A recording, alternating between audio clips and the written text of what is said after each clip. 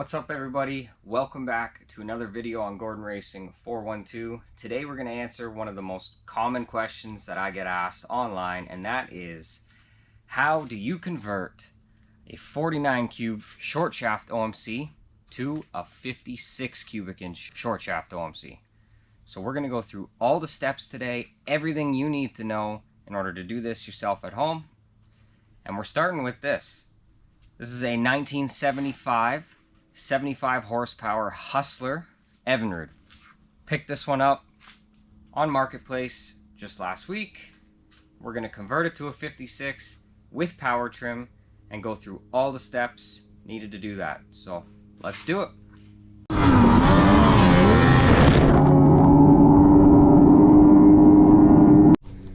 Okay, so the first thing that we need to do is we need to get this motor stripped all the way down. So we're going to take this thing completely apart, power head off, lower unit off, and get that midsection separated from those clamps. And what we have here, this is a trim unit off of a 40 horsepower 2-cylinder Evinrude. So 40 and 50 horsepower, they are the same trim unit. We've used these before. That's what's on the orange Critchfield that you guys have seen. So we're going to show you exactly what you need to do to adapt one of these, but the process is the same whether it's a Mercury trim unit, a Yamaha trim unit. It's all the same process. So we'll get that off the ground once we get this taken apart and off the stand. All right, let's get to it. So, as you can maybe tell, this actually is not the original power head for this motor. So don't think I'm pulling apart an entirely original short shaft Hustler to do this, because that is just a standard 70 horsepower power head. It's been swapped at some point, but that's all right. I'm going to start with dropping the lower unit.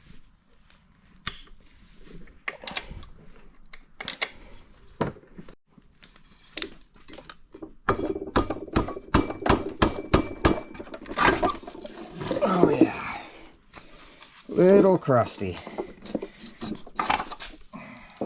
Okay. Set that aside for now. Yep. Just wondering how the drive shaft looks there. Pretty mint, actually. Hasn't had the abuse of racing. Okay, lower unit's off. Took off the wrap. Gonna get these power head bolts out. And the back nut. And the back nut. And get the power head off. Ready? Yep. I guess you were ready because you were already lifting.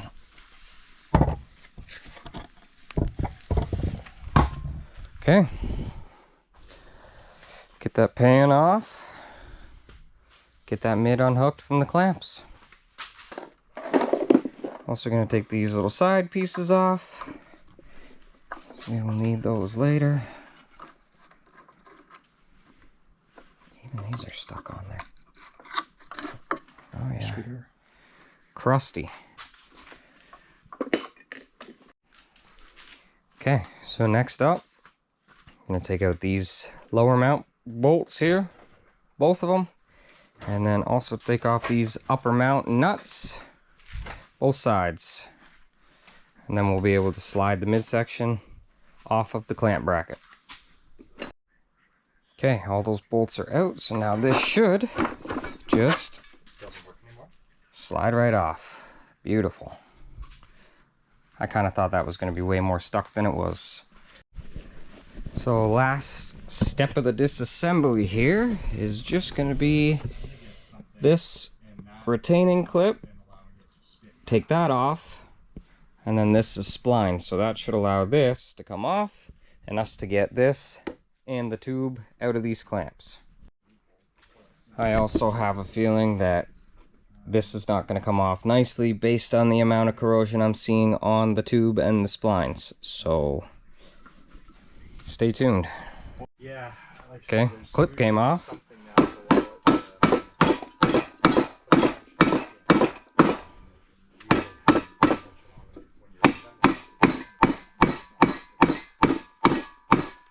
There she goes. That wasn't too bad, actually. Now, boom. That comes right out. So this, no longer need it, because we are going to replace this with that. Okay, so when it comes to midsections for the short shafts, there is a couple of different options. There is either the 55 horsepower electric shift motors, like this one that you can see here, or there is the 65, 70, or 75 horsepower midsections. Now the 75 and the 70 horsepowers, they already have this hole here, and this hole is for the shift linkage. So if you get yourself a 55 mid or something that uses the electric shift lower unit, you will have to drill out this hole. If you do have to do this hole yourself, it looks like it's 1 inch in diameter, and that's 2 1/8 from the back. So 1 inch diameter hole, 2 1/8 right from the front of the front side of the motor to drill that hole. So if you have an electric shift mid, you will have to do that in order for the shift linkage for the lower unit to come up. So since our mid already has the hole for the shifter and we don't need to worry about that, the next step is to take off this 49 cubic inch adapter plate, which is just 1, 2, 3, 4 bolts. That whole thing will come out, and then we will get a 56 cubic inch adapter plate and bolt that in. So to start this process, usually you would start with a complete long shaft 56 cubic inch motor.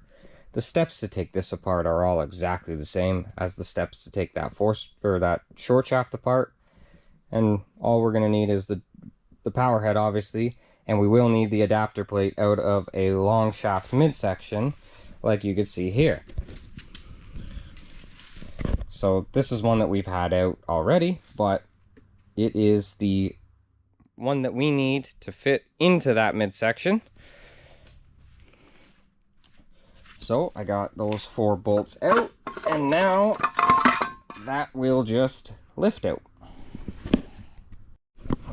Okay, so on the bottom of your 49 cubic inch adapter plate, these small bolts here for what I call the exhaust can, you need to take those out. And we're going to take those out because that also includes your tube for your water pickup. Now this can, right off of this 49 cube, will bolt right onto a 56 cube. As you can see, I already have a short shaft one on this one, but it doesn't have the water pump, so we're going to swap it out. This is a good time to make sure that this rubber grommet is in good shape, which this one's actually in very good shape, surprisingly. So that's going to go now. I'll swap it out with that one on the 56 cubic inch adapter, and it should be good to go. So 56 cubic inch adapter plate, and that can from the 49 fits perfectly on it. Bolts right up exactly the same way. Okay, now this is a point where there's a few key differences between the 49 and the 56 adapter plate, and you have to make a few modifications in order to make this all work. The first one is here. The bolts for the power head on a 49 cube are smaller than the bolts for the 56 cube. These are 5/16, these are 3/8.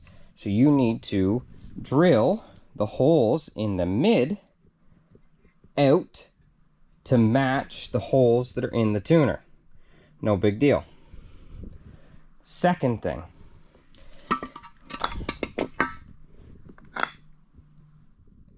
the bolts for the mount are different. Again, the 56 cubic inch ones are a little bit bigger. So you have to drill out the holes in this. 1, 2. Drill those out to match the size on your mounts, which I believe those are 7/16. Okay, so the only other notable difference between these tuners is right here. See that bolt? That bolt does not exist on the 49, well it does, but it's inside the can rather than outside of the can. And when it comes to clearance, that is the only fitment issue with getting this adapter plate to fit into this mid. So you can see after I try to fit it in there, that bolt is hitting the side of the mid right there. And it's just a little bit. So all we do is just get a Dremel and just clearance this area just slightly so that you can get the 4 bolts for the tuner back into place.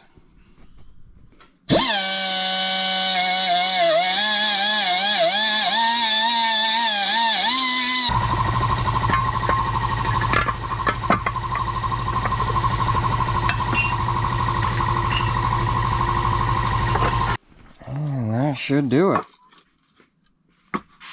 That should do it.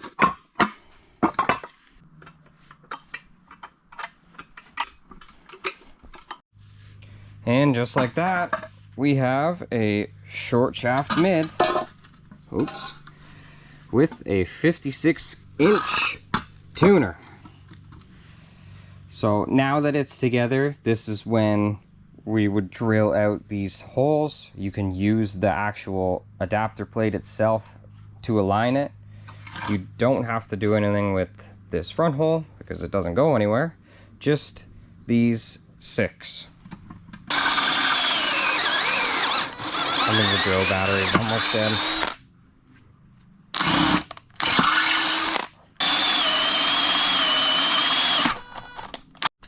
Okay, time for power trim. So again, this is a trim unit off of a 90s 40 horsepower Evinrude, but the process, whether it's a Yamaha, a Mercury, or these, it's the same. So what we're gonna do is we're going to look at our original clamps here. Right from the center at the top to the very bottom is 8 3/8 of an inch. So what we have to do is get the grinder out and essentially make this unit the same. These clamp brackets here, they also are 2-inch in diameter for this round part. So if you want to get fancy, it's best to try to recreate that round in here when we cut it off.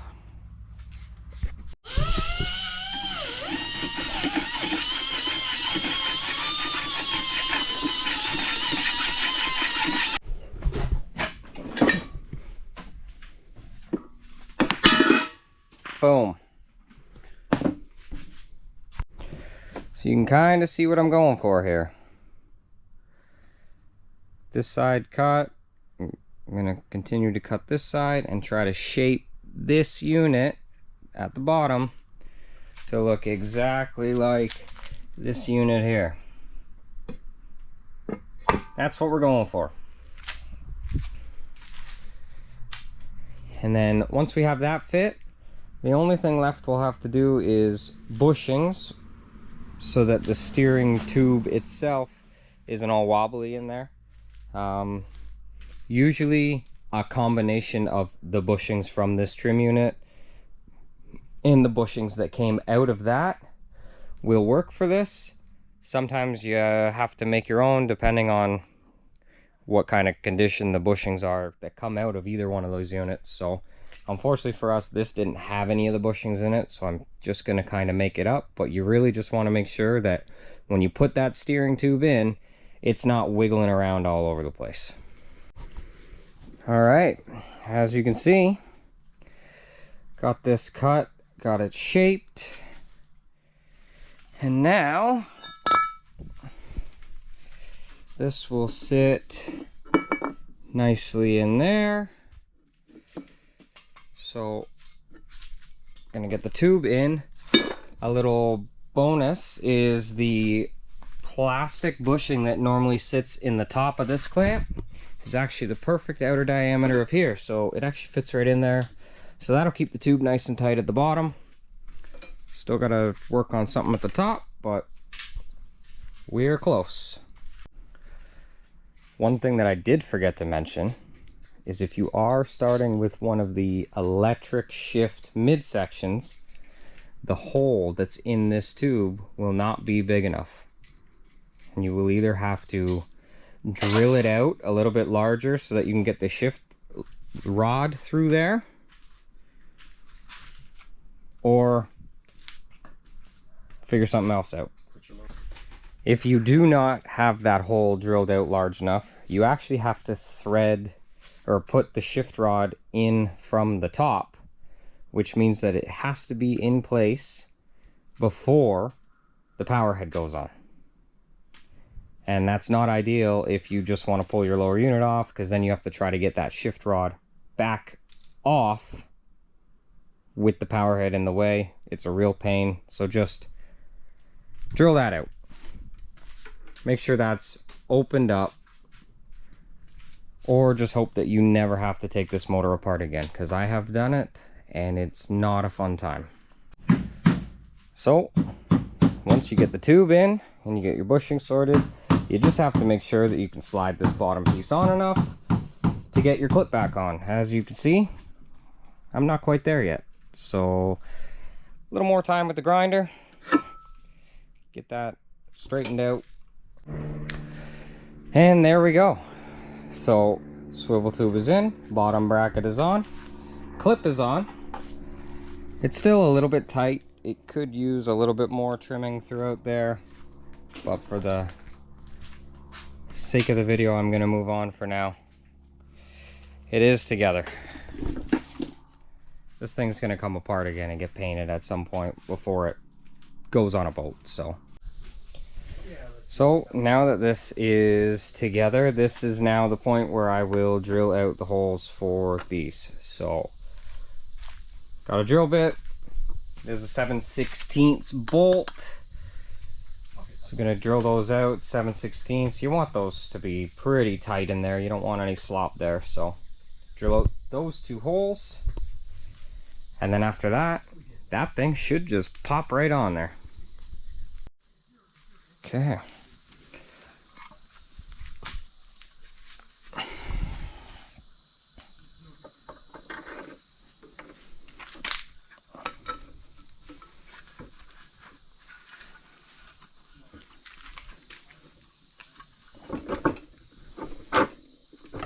Boom, boom, boom. Get the nuts on there, get those back.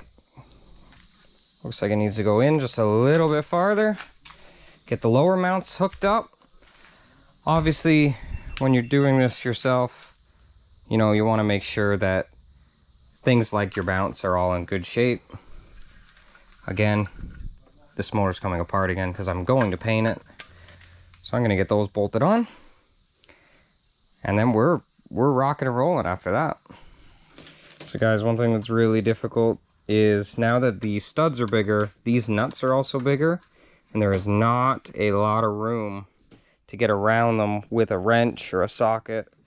So we actually had like a 5/8 wrench that was ground down really thin so we could get it in there, specifically for this job. And of course, right now I can't find it.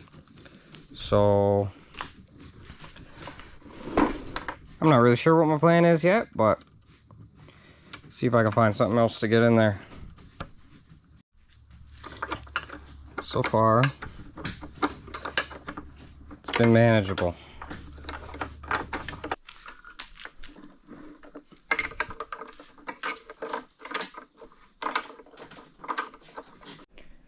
And now that our mounts are tightened up, we can go ahead and just drop the belly pan back on. So we're going to use the same belly pan that came off of it. Still going to look just like the Hustler, but as you can see, even with the 56 tuner, the mounts are the same. The hole for the shifter lines up. Easy peasy. One thing to note, the thickness of this adapter plate, which is the 49 cubic inch one, is slightly thinner than the 56 cubic inch one. And that does mean that when you put your lower unit on, you're going to have a little bit less drive shaft engagement in the power head. We've run them like that quite often. We've raced with them like that. Yes, it can cause excessive wear on your drive shaft, but it's not gonna break the first time you use it. We've run motors for years like that. So, and that is it. The conversion is done. The only thing left to do is drop your 56 cubic inch power head on top of here, bolt it up the same way you normally would, because we already drilled these holes out, and you have yourself a short shaft 56 cubic inch OMC. Now obviously there will be a little bit of wiring to do to wire in the power trim unit to the power head. If it's a later power head and you're using an OMC trim unit like this, it may even have the correct plug on it already, but that depends on what kind of power head you start with, what trim unit you're using. When you're looking for a donor 56 cubic inch motor to do one of these builds, very few of them come with the 4-spline drive shaft that will match your small nitro case on your 75 horsepower, but every single 56 cubic inch engine will accept a crankshaft from a 49 cubic inch engine. So you can switch the cranks into any 56 to a 4-spline crank that will fit with the nitro case if you don't get lucky and get one of the 56s that comes with it already.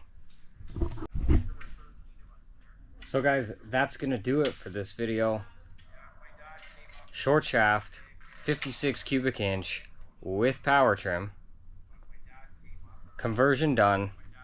And if you have any more questions on these motors, comment on this video and I will try to answer them all, so that going forward, if anyone else has answers or questions, the answers will be there already. Maybe I missed something, maybe I'm forgetting something, but overall, that's all you need to do. Oh yeah, and if you found this channel because of this video, make sure you subscribe. We're doing stuff with these motors all the time. We're racing, building, and just cruising around. So make sure you subscribe to the channel.